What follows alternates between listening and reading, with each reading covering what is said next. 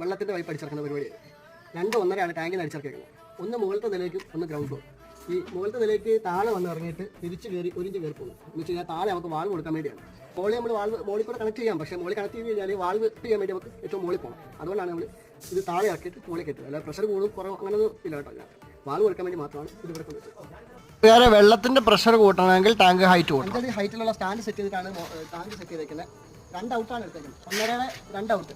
ഒന്ന് ഫസ്റ്റ് ഫ്ലോറിലേക്കും ഒന്ന് ഗ്രൗണ്ട് ഫ്ലോറിലേക്കും. രണ്ടിനും എയർ സെറ്റ് ചെയ്തിട്ടുണ്ട്. നേരെ ഗ്രൗണ്ടിലേക്ക് തന്നെ പോകും.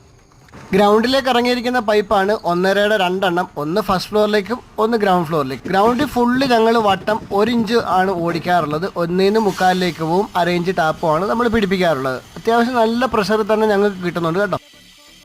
അങ്ങനെ ചാർജ് ചെയ്തിട്ട് ഓപ്പൺ ചെയ്യാൻ പോകണം. വെള്ളം വേറെ നമ്മുടെ പ്രഷർ ടാപ്പിൻ്റെ നല്ല പ്രഷറുണ്ട്. 3ാമത്തെ ടാപ്പിലും ഇത്രയും പ്രഷറുണ്ട്.